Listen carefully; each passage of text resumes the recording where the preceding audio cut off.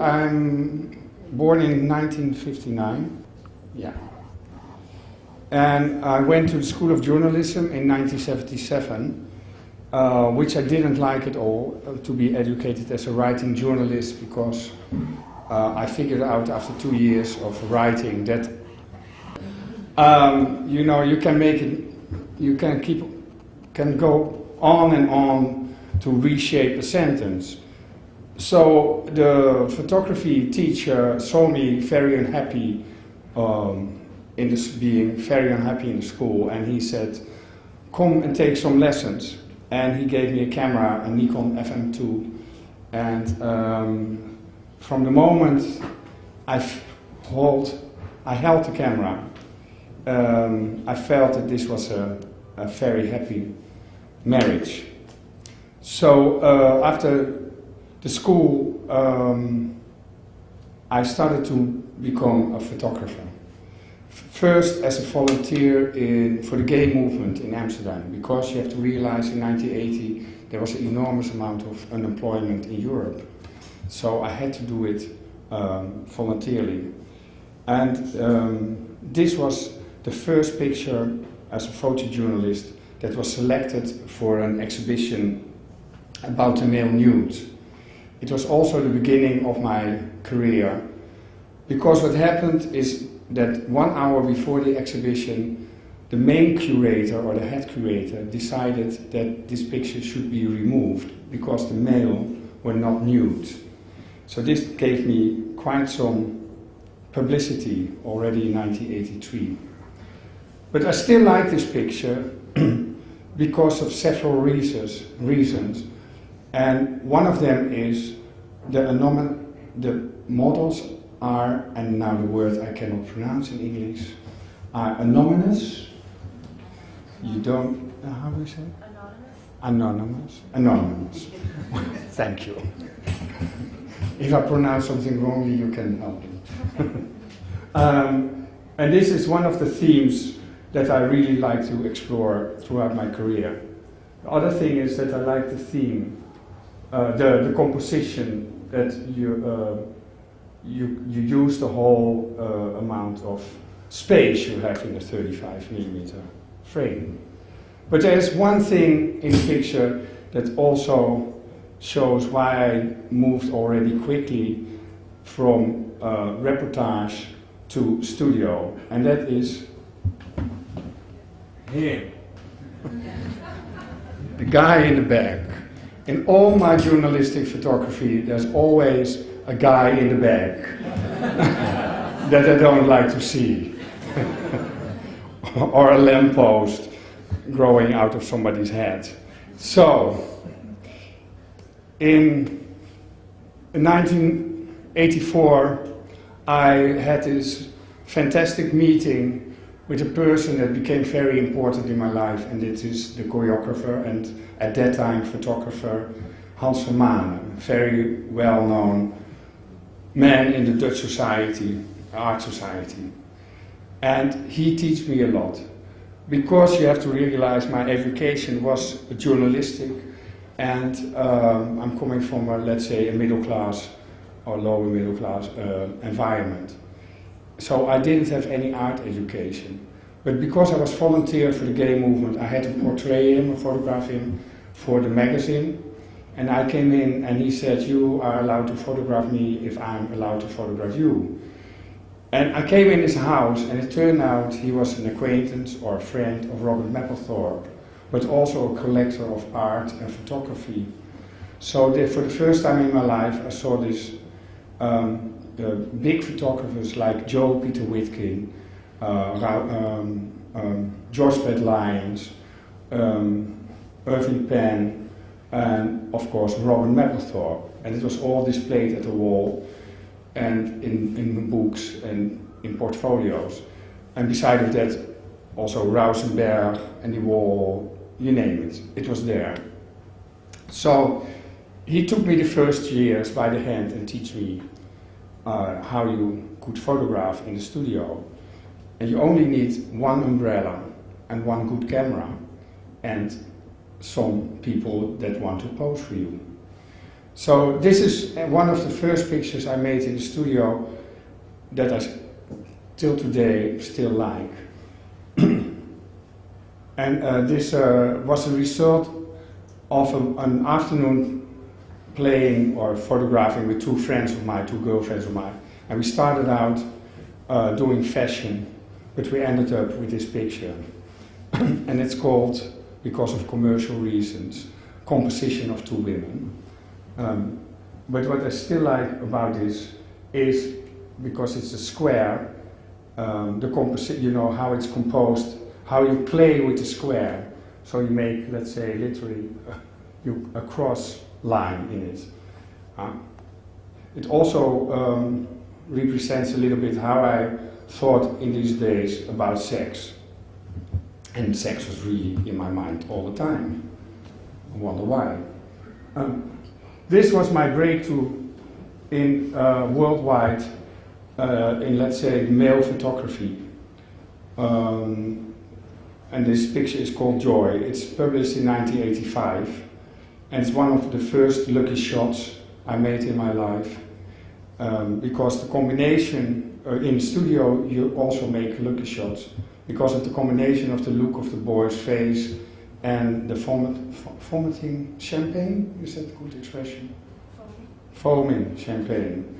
You know, you couldn't predict up front, I couldn't. And the reason why I made this picture is that because I met this boy in the cloakroom. He was, how do you call it? A boy that put the coats on the hanger in a discotheque. And he showed me how he looked when he looked, how easy he could look horny. And I thought, oh, I have to photograph that.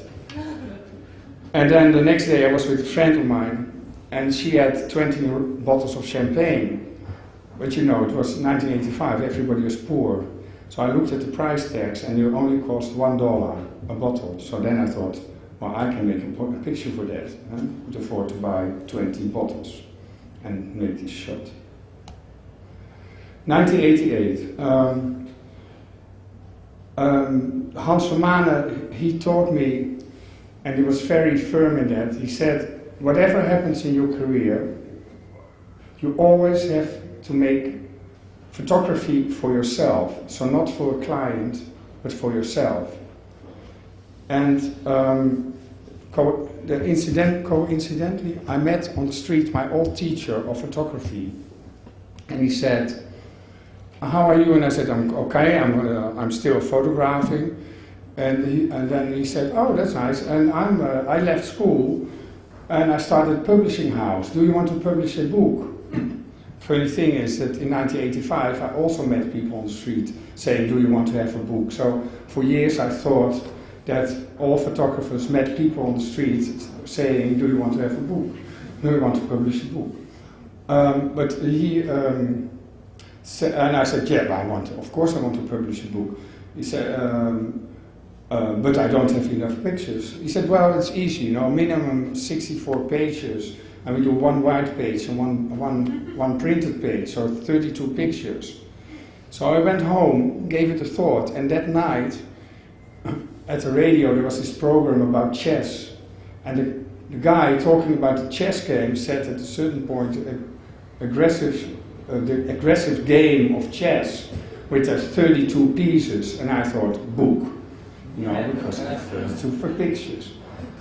So at that moment, I decided to create this series called Chessmen, which deals about having power or not having power. This is already the second night I'm feeling under my chair gum.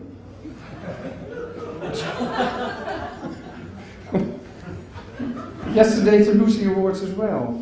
What are all those photographers doing with their gum?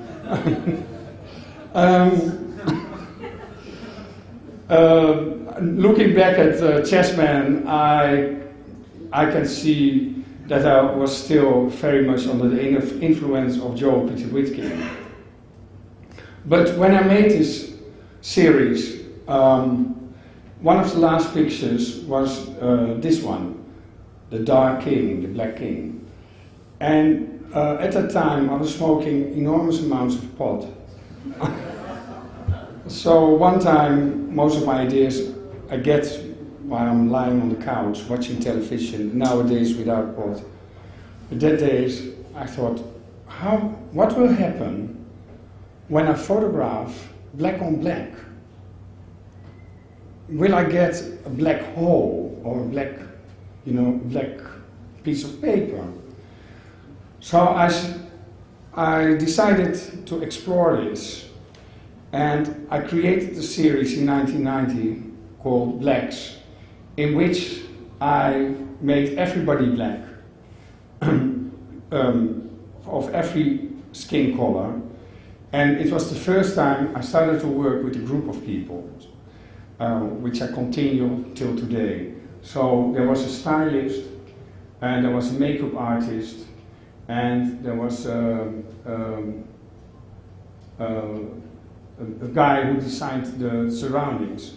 The whole series of Black was also for me to celebrate the Barita printing, because at that time I really loved to print on Barita paper. So I created this whole family, let's say, of tragic people that had this little surfer or decadent kind of people. I don't know, it was a kind of dark dream of myself. But the problem with this series was, of course, that when you do the makeup, you always have to eye the skin around the eye, that you never can get in, very close to the eye. So I had to figure out, we had to design some eye coverages, as you can see, which is for me, like also in Chessmen and even in my earlier work, a theme. But this last picture, in this eye, this was a boy with one blind eye, which was for me quite symbolic for the whole series, because the blinded eye is the only white part in the series, but sees black, and which I thought was quite interesting. In 1991, I was approached by a designer called Borg Sipek, a glass and furniture and interior designer and architect from Czechoslovakia at that moment. If I would like to illustrate his catalog for an exhibition in the Stedelijk Museum in Amsterdam. And he came up with this idea, and he said to me, I'm inspired by the Gypsy culture, so maybe it's a good idea to rent some models, dress them like gypsies, and go to my country house and then photograph them over there. And I thought, and I said, what a stupid idea, because isn't it much more interesting to go to the gypsies themselves and photograph your products over there? So the museum, they didn't like the idea in the beginning and asked me to make two calculations, one for the model idea and one for the real gypsy idea. And if you have an assignment and you want to get your thing to do, you always make sure that the calculation for the bad idea is more expensive than for the good idea. So I made a cheaper calculation for this idea. This series was really important for me as a person as well, because we spent it in this gypsy village several days, and I was struck by the poverty that was so close to my own country, and the decadence, let's say, of the expensive objects that we photographed. So I like this picture myself still very much. But I'm not a social photographer at all. But I like also to explore how you can work with product photography. So we ended up with this. And one thing that struck me very much was this was the family, the main family of the village. They decided if we were allowed or not allowed to photograph, how much we had to pay, and blah blah blah. But the chief, let's say, the guy in the white shirt, you know what age he had? He was 23 years old at the moment we took the picture. So I was really shocked by this information, because this is what poverty is doing with you. Okay, now.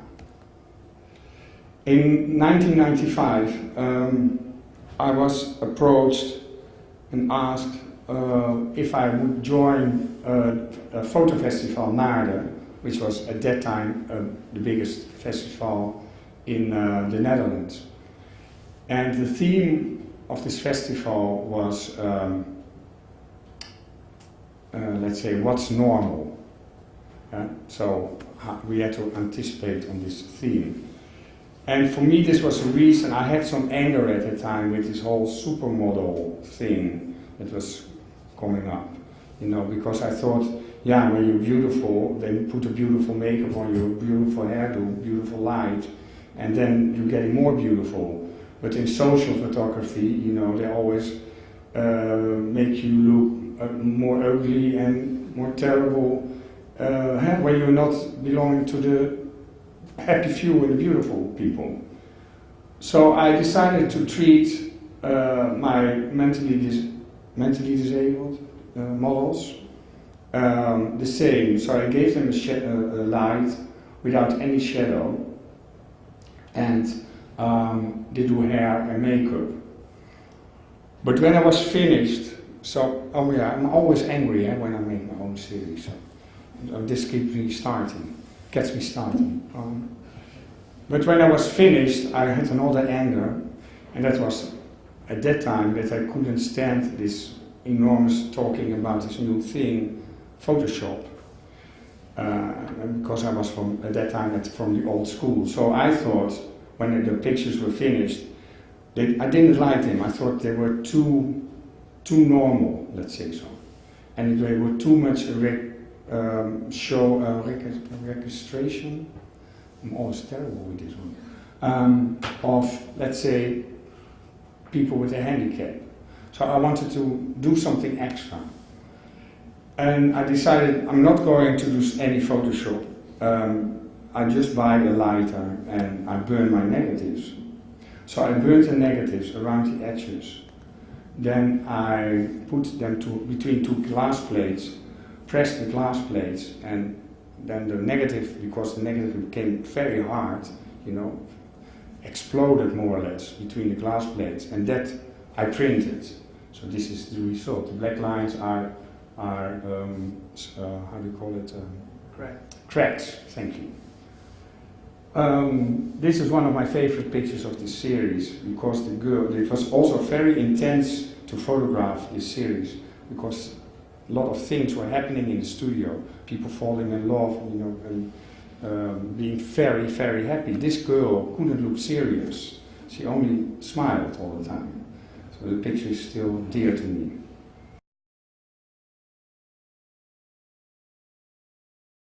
At this moment in my life, I was approached more and more. I was working also a lot for theater companies and doing film advertisements and things like that.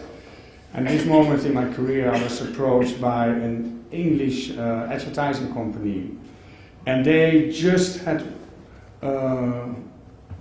won a competition and had got Diesel jeans as a client. Now we're in 1998. And Diesel wanted to change a little bit of their campaigns. All the campaigns up till that time were a little bit colorful, kind of happy, and they wanted to turn it around, or this advertising company wanted to turn it around, into more a dark and sinister and image. And therefore they approached me and asked me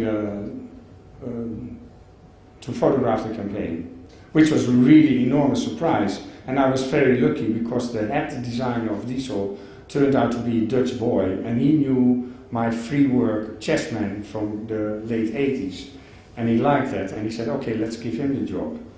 So this was my second very lucky shot in my life, not only for the client, but also for the moment I photographed. The guy on the couch, we were photographing all day with the woman and the man, and the guy, he was really the worst actor in my life I met. He was only doing ooh, ah, ooh, you know, this terrible kind of acting man can do. And then I said to him, if you fall asleep, you know, we do the rest. And then I said to the girl, the woman, grab me by the balls, you know, and I whispered. So she did do that, and the lucky shot in this is not what she's doing, but the way she's doing it, and the way she's looking at what she's doing. And this is, for me, very important moment, you know, because no matter how big your set is, or how beautiful your models are, or how good the makeup and the hair and whatever is, it is the model, her acting, and the look in the eyes, for me, that makes a picture real or not real. And as you know, I don't like the reality, but within my surreal world, or in my fantasy world, I want everything to be real. And this picture is, for me, in that sense, a key picture. This is also, in another sense, a key picture, because the whole picture and working with this elderly woman, older woman, gave me the idea. I was I was getting 40 at that time, so, and I wanted to celebrate it with some free work, and this gave me the idea to make a series mature. And the series mature, I was inspired by the American pin-up culture in the 50s and the 40s, I think, and 60s. So, but I had this idea to do it with all elderly women, because I knew throughout my career, I learned a lot of those women. I met a lot of those women. And it turned out always that I had enormous joy with them. Because the funny thing is that they have a lot of history, and they can tell you a lot of dirty stories and a lot of jokes. So I put an ad in the paper asking for women that dared, you know, had enough girl power to pose for me. So I received 40 letters. And I worked with 10 of them, from the age of 64 up to 89. It was really inspiring for me, and emotional.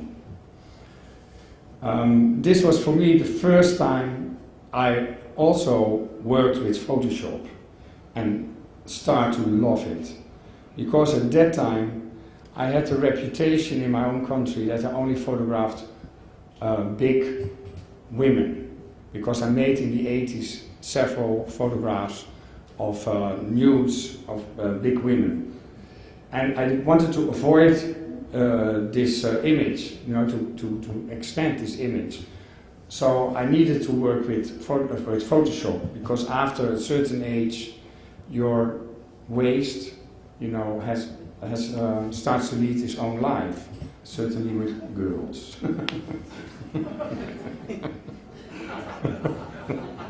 No, it's not true, darling. So this was and the other thing is, special in my country, I don't know how it's here, it's more blonde.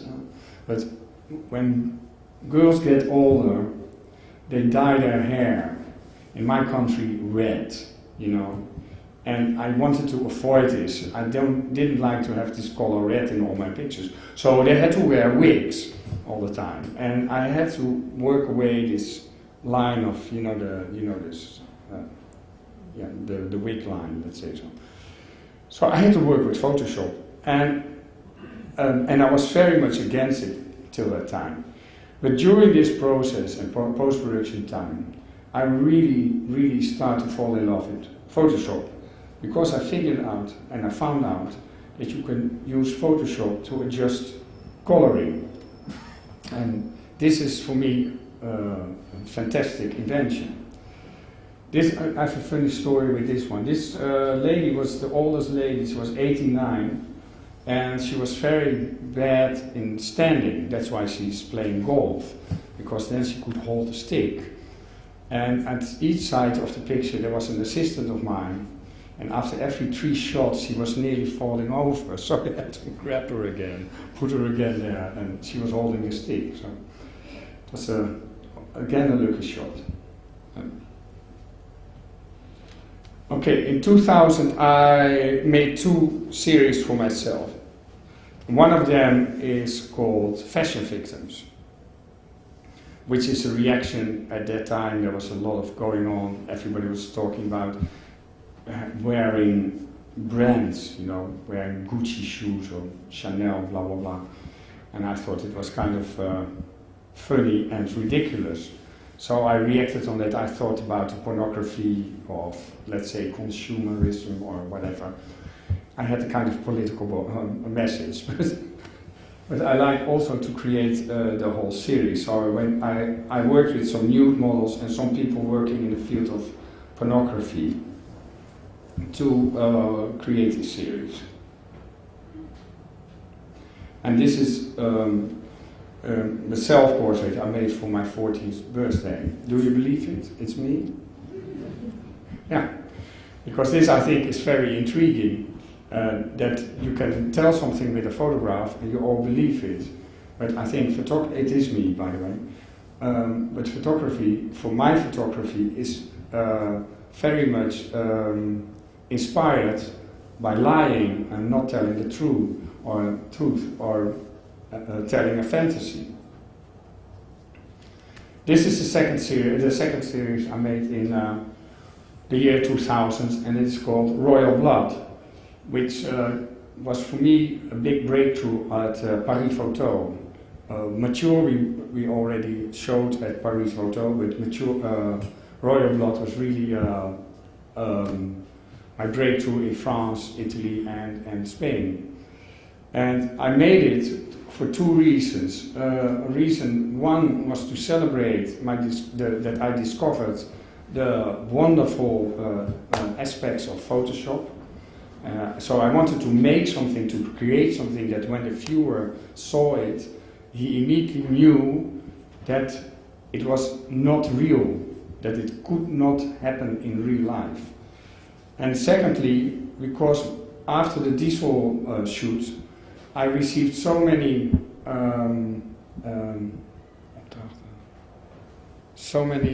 assignments asking me to make something dark and sinister and negative, blah blah blah, that I was getting fed up with it. And when you want to turn your career a little bit, you have to do that yourself. So you have to create something to show another aspect of your photography. So I wanted to explore the white-on-white thing, the white-on-white photography. So I created Royal Blood, and Royal Blood is really a fantasy series. It doesn't have anything to do with reality, but it's inspired on unhappy deaths in the past of people that were royal or semi-royal, so like this. This one is Sissy, so she was Empress of Austria, and she was killed by file. This is my American royal interpretation, Jackie before and Jackie after. Caesar, as you can see, Caesar didn't have anything to do with the real Caesar. You know, I just did do casting on, let's say, young people, because after Mature, I was intrigued by, when I worked with the older women, I was intrigued now by the young skin without any wrinkle. And another very lucky shot for me, Lady Di. And I didn't cast on lookalike, but this girl, which had very fair, blonde, beautiful hair, and a beautiful girl, she came in, and I was not interested to let her look like Lady Di, but then the makeup artist said, I have this cheap wig, but it's exactly the hairdo of Lady Di, can I put it on her?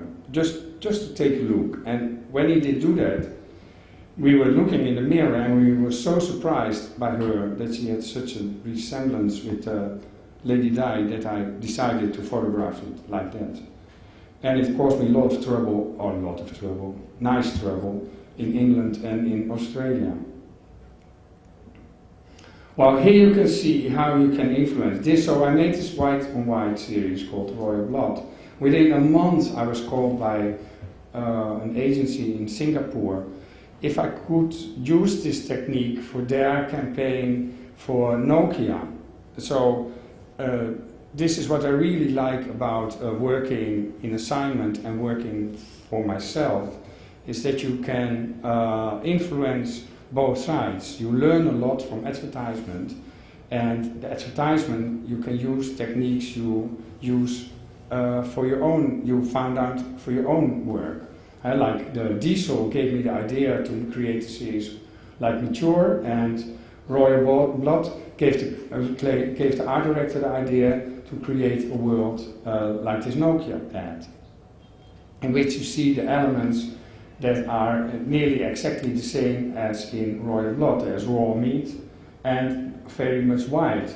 Only we translated it together with the set design Floors, who's here as well, not to make a white kitchen, but make a kitchen of brushed aluminum, which reflects the light in a very special way, and gave it a very modern aspect. Up till today, I don't understand the Asian humor in this picture, because why should you put your phone in a meat grinder? But it was a big success in Singapore, so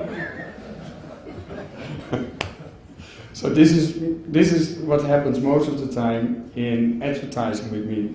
That the idea I don't understand, but I execute it, and you can add all little ideas. But, as you can see, as I was saying, you know, this is like, let's say, billboard, and I always worked in squares or in portrait sizes. But because I was working more and more for, you are yawning. Is it boring? I always look, you know. I'm sorry. But because I did do quite a lot of billboards at the time, I was getting, you know, I learned to compose in a billboard size, in a double spread size. So in 2001 I made a series, Paradise. And Paradise is inspired on parties I gave occasionally together with a DJ in Amsterdam in a club called Paradiso, so Paradise. And we threw them for the good cause every time. And the funny thing was, every year, after every year, people dressed up more and more and more. And the parties became more and more decadent. And I loved that kind of parties, I have to say. And I was always in control of the balloons coming down and the confetti coming down. And the last party, before I made the series, I was looking at it and I'm thinking, oh, I have to photograph it, but in my way. So we rebuilt in my studio the cellar of this club and started to make this theme, these pictures. But I needed a theme, and the funny thing is, I was in Prado in Spain, and I saw pictures of Rubens. And in his pictures, most of the time, women are chased or humiliated or catched by men, you know. And I thought, I'm going to use this because I want to show what's vulnerable, the woman, let's say, or the women, catched by these mean clowns. And it is more or less turned out a study in mean laughing. Yeah. So, this was my most over-the-top Photoshop series I made. There was very expensive series, set building, makeup-wise, costumes. So I had my manager, Shirley, she said to me, can't you do something, you know, with portraits, because everybody is looking so beautiful.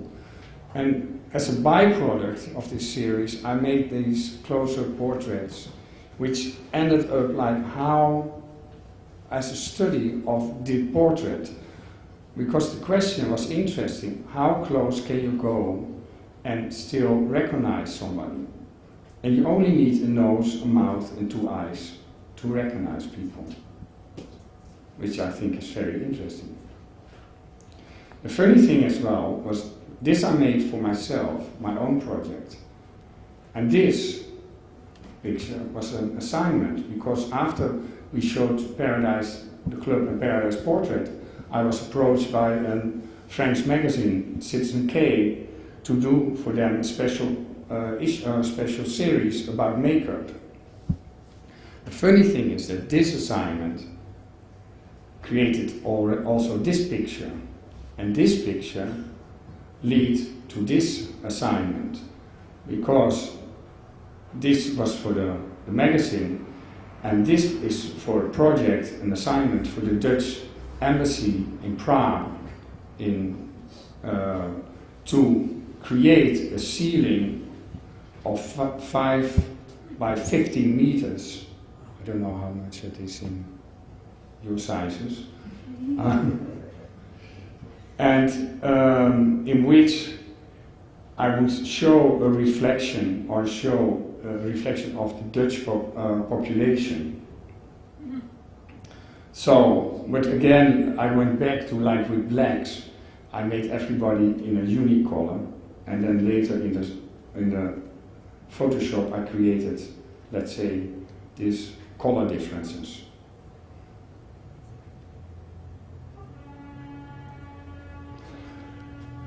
In 2003, I got this huge exhibition in het Groningen Museum, which is in the north of Holland, and very playful museum of, let's say, young art. And for this occasion, I created a series separation, because I always like to make something new when I have an exhibition, as long as there are not too much exhibitions in a year, like this year. And I created this series, Separation, which deals with mother and child dressed in rubber suits. The strange thing is that this series, for me, is very dear, because it was the first time in my life that the photography took me by the hand, and I didn't have a very close idea anymore. I started somewhere, and it took me somewhere else. And my manager always makes sure that when a series is completed and printed and framed, that there is a certain moment in the studio that I'm on my own and all the pictures are displayed and everybody is gone, and I can, you know, really on my own enjoy and judge and say to myself it's okay or it's bad or blah blah blah. And the funny thing was with this series, then when I was at this lonely moment with the pictures, that I got very emotional, which I didn't understand, but later, in the weeks after, I started to realize, and I don't know if you had it, but I had it, that I finished, I was already 42 I think, but I finished my youth. And all the frustration, if you're a little child, you can, or young boy, you can have frustrations or be unhappy. But all was forgiven and I could continue.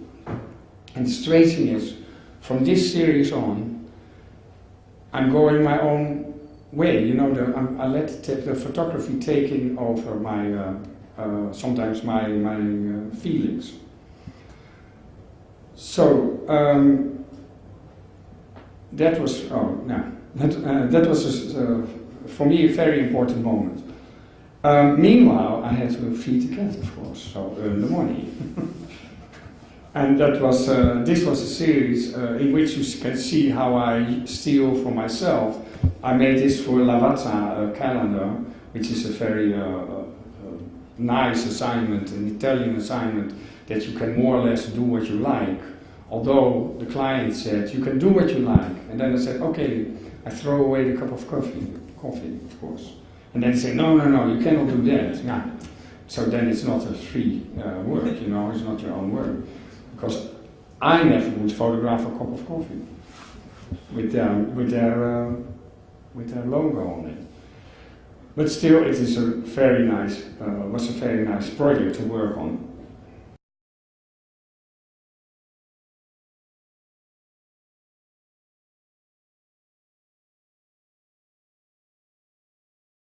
Another very nice project to work on, and that gave me an idea for my series, Rain, was this assignment that was given by Ingo Maurer, a German light designer, and he asked me to react on his design of the Campbell soup lamp that you see above the oven.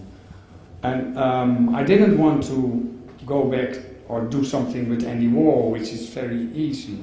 And I had to do something American, that's what he asked, because they were opening a store in New York.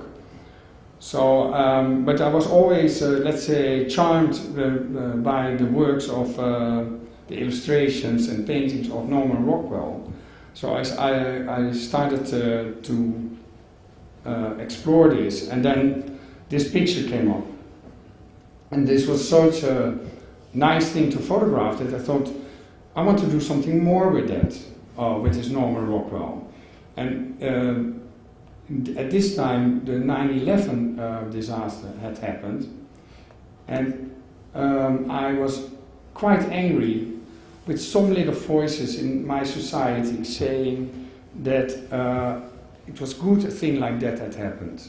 And I thought, no, that's not. I really hate what had happened, because whatever we in Europe can think and say about the United States, it is the country that's defending, for me, the freedom of speech and the freedom to be who I am and to do what I want.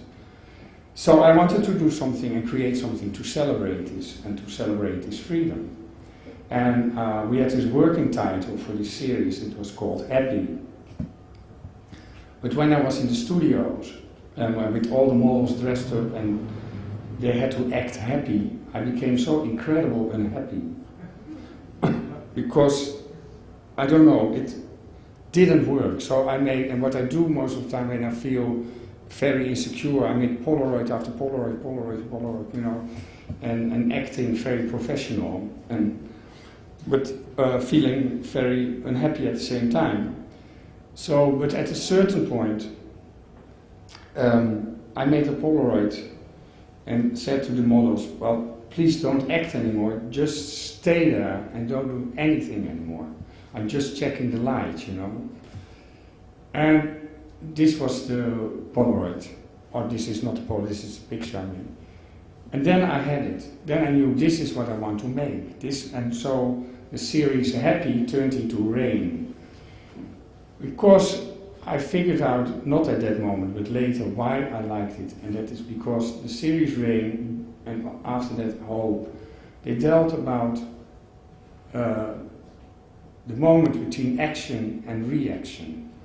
And I thought that that was appropriate, and still think, because I thought our society was, at that moment, between action and reaction. And it's the moment, let's say, that your girlfriend is saying, I said this afternoon as well, I don't love you anymore, or your boyfriend. And before the moment you can react to that. So. And the picture that comes close to Norman Rockwell is, of course, this one. And this boy, for me, stepped out of Norman Rockwell and is realizing that this time and this era doesn't exist anymore. Rain contains 6 pictures, and then my money was finished because it was a very expensive project to make. Oh shit! But then I was approached. I have to see. again you see. Then I was approached by Kohler, an American company, to work on their campaign. So again you see translation of my free work into an assignment. But so I could save some money, but also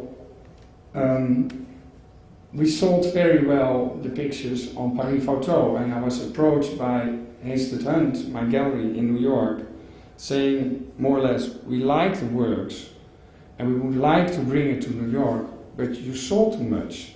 Can you do it again?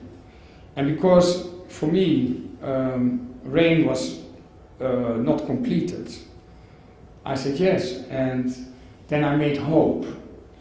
And I called it Hope because I think that in Hope the technique and the acting and the casting is on every level, it's a little better. And because I learned from Rain. And in Hope I also focused also on portraits of some of the actors or models. And like this picture for me is very dear because in this comes together what I want to say by how the eyes, how important the eyes are for me. Because you can tell to the girl, you know, which is a model and she's not used to act, but you can, she has to take it over, you know, so you can tell everything to them, but at a certain point you have to let her do the work. And when I said to her, can you stand over there, she immediately took this pose, and I only had to direct her the way where she had to look. And this picture is also very dear to me because it also shows for me, I still remember the moment when I make a good picture, and I always want to make a good picture, I fall in love with my model, you know, and for a few minutes. And I think this is a very important moment when I'm photographing.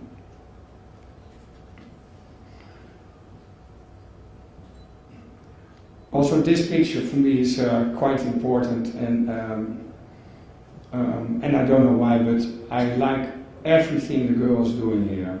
The way she's holding her hands, her feet, the whole emotion, and it's also a picture that gives me a riddle that I don't know what's happening anymore. This is a picture that takes me, you know, makes me confused even.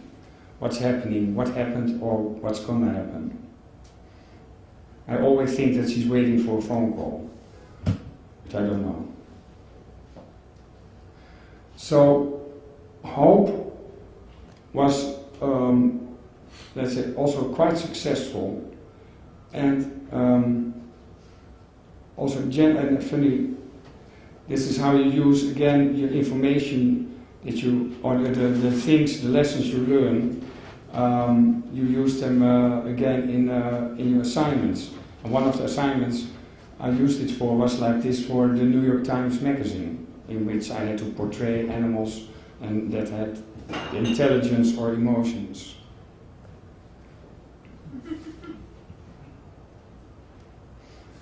And see, it's really a bad day.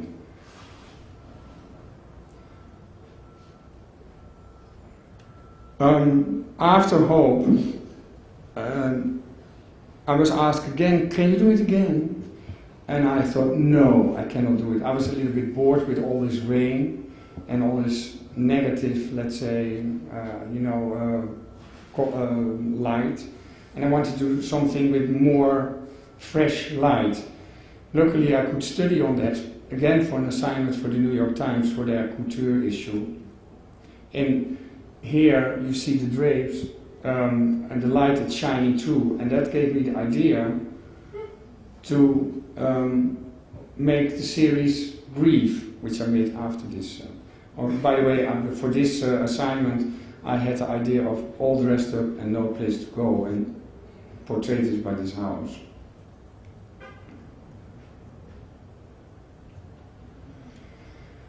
So this is in Creve, and I wanted to travel more in time. I didn't want to stay in the 40s and the 50s of Norman Rockwell and Edward Hopper, but I wanted to move forward. And I was looking at books and photo books, and then I found this book about the photography of the Kennedys, Jacqueline and JFK. And I was really struck by it, also by their social environment. So I wanted to move in time, also in, let's say, society and in emotion. So from the moment between action and reaction, I wanted to go to the first moment of reaction. And grief is, let's say, for me, a study about the first tear. And I used, let's say, the drapes for me represent the shadows in the drapes, represent, let's say, for me, bars like in a jail. And what you see outside, you see vaguely the trees of beautiful gardens. And I like that, I like to play with that idea that you have this beautiful surrounding and surrounded by wealth and beauty, and that you still feel very terrible.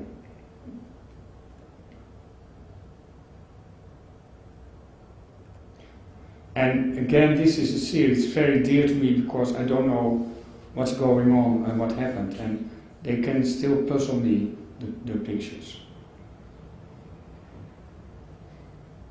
And I like to bring in elements like, let's say, the how do we call it? Koffer. Suitcase, yes, sorry. An open suitcase. Or like this Christmas tree. I think there's nothing is sadder than celebrating Christmas in sunshine, without snow. I planned to work only with girls, but I have to say that after a few pictures I thought, now a nice boy. The funny thing is that when we were working that with the women, I could use far less strong, let's say, emotion than with the boy. I found out that, let's say, the sorrow of a man, you have to be much stronger in how you portray that, how you photograph that. So he had to be on his knees to make it, for me, work. And as you can see, everybody is drinking all the time. But if you look at pictures from the 60s, everybody is drinking and smoking all the time.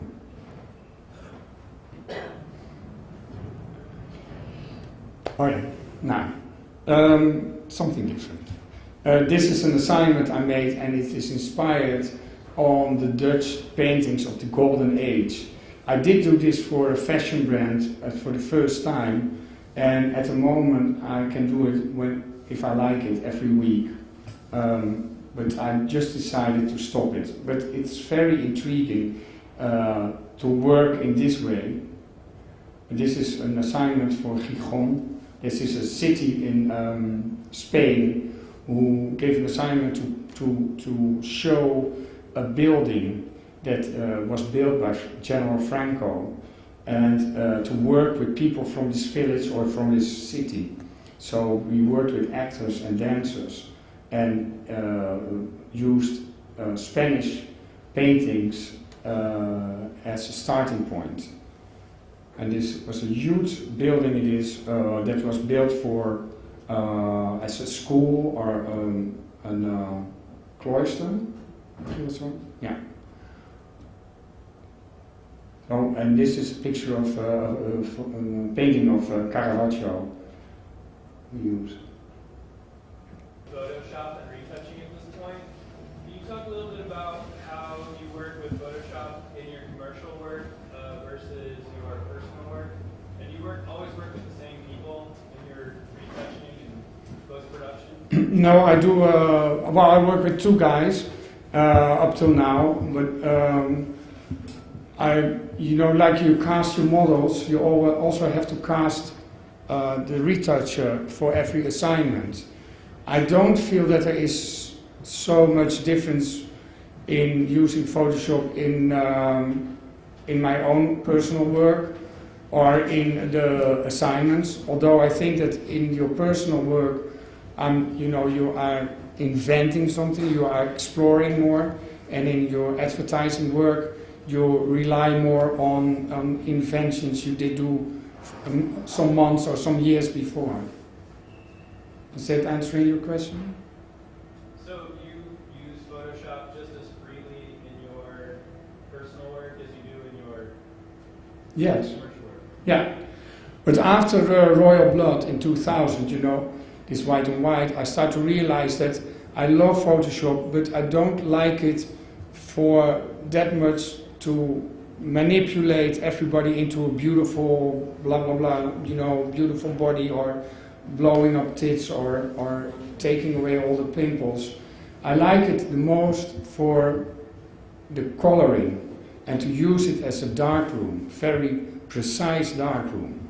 And as you can see, I changed from black and white to color photography, and more or less after I made mature, because this was the first time I discovered that you could adjust your colors much more than you could do it in the darkroom.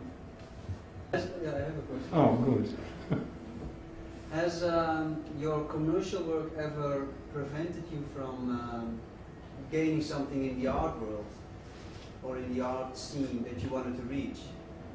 I don't want to reach anything in the art world.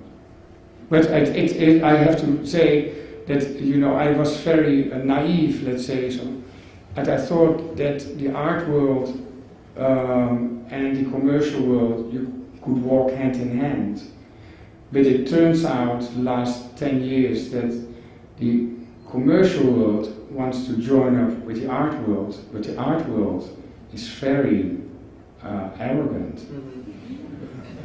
And I think they're very stupid people working there, sometimes. No, but it is a problem. I think art world is it's not everybody, of course, but there are many old-fashioned ideas going on in the art world, and they should learn from the nowadays society. Thanks.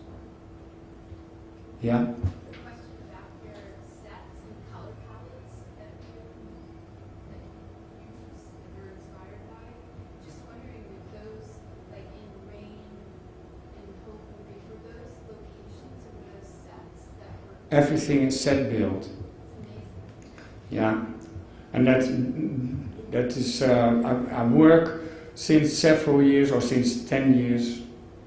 Yeah, and we started with Rain. No, sorry, 2003, with Rain, and I work with a group of people. So we have set designer Flores, who's here, and 2 girls for the clothing, and a girl for hair and makeup, and then the post-production guy.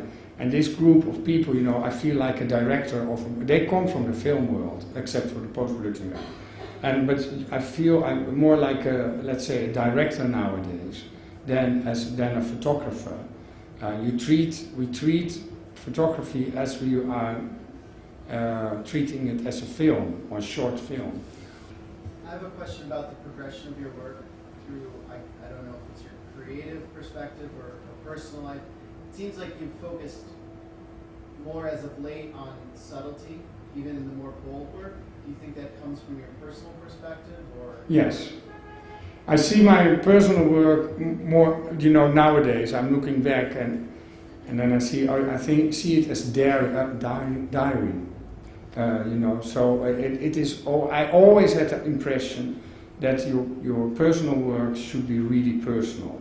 So it should reflect your state of mind or your mood of that moment, or do something with how you felt. And I want to express that to you. It's not one-on-one that when I make Grief I'm crying all day, but growing older, I really enjoy it very much.